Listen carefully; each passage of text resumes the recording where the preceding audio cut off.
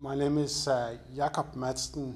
I'm originally from Denmark and I'm now Jakob Young Professor of Economics at Monash University, Melbourne, Australia. My work is concurrently I'm working on two areas. I'm working on long-term economic growth and development, and then I'm also working on inequality, how inequality has evolved over the centuries, which forces are driving inequality, and why we are experiencing an increasing inequality today. I had half a year study leave from Monash University, and it was very attractive to come here, but living-wise, it's a great place, must say, and there was advertised a visiting position here, and I felt, and my wife felt it was very attractive to come here, partly because of the place, the whole IMéRA community, quite a lot of spillovers between different disciplines, and my area of research fell into the interest of IMéRA. What I found in my research while I've been here is it's a part of the bricks puzzle I'm putting together, and I was looking at one section of this research project. So let me go one step back.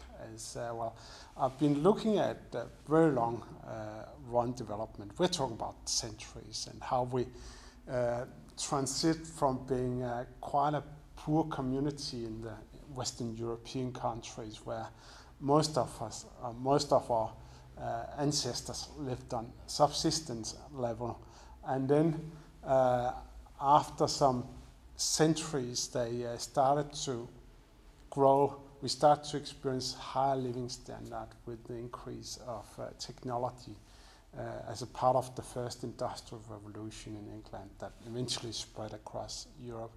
And however, growth rates were not very high at that period, partly because very high population growth kind of kept the income growth down. And then we go into the century, the 20th century, the last century. That's where we experience an acceleration in income growth. So we become more richer. The income per person goes up suddenly, and that's partly because we experience a demographic transition. Fertility down, mortality up, so it was all good. And then we've gone through a phase now, so that's a third phase where we have gone through a very high growth period. And now it looks like after the GFC, the global financial crisis, that growth has not really been very high. We have not experienced increasing living standards, particularly not the lower fractions of the society. And then my question is now, and that's what I've been working on here, is that is growth going to go down to minuscule rates as we experienced before we started to take off 150 years ago? And to say anything about the future, this century here, we need to go back. We need to see what has promoted growth over the last 1 or 2 centuries. And I come to the first preliminary conclusion, and that's what I've been working on here particularly, is that we're not likely to have much growth in this century, much improvement in welfare over what we have experienced in the last century, because lots of the income increase we experienced was promoted by the demographic transition. Lower mortality, and lower mortality is very growth promoting, because it's kind of it decreases our mortality or sickness, and we become much better at generating new ideas and much more productive when we're healthy. On the fertility side, population growth is a pest. we don't like to have too much population growth because it's kind of takes all the resources we generate and not to talk about all the environmental problems that's associated with population growth. So we've experienced the positive growth effect of that. We've experienced a high increase in our educational standard, which also brought up our income.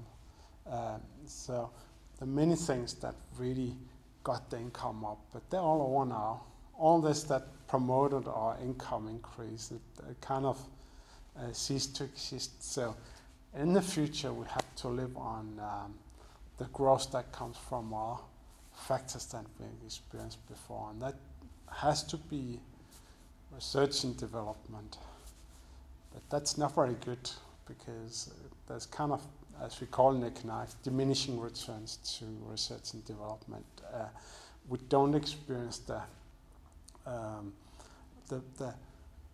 there's not so high productivity effects of a new innovation any longer. We kind of pick the low-hanging fruits, the easy invention, the wheel, the engine, the electricity, all the infrastructure we really have been living on. So we're kind of coming to a halt. So that's what I worked on here.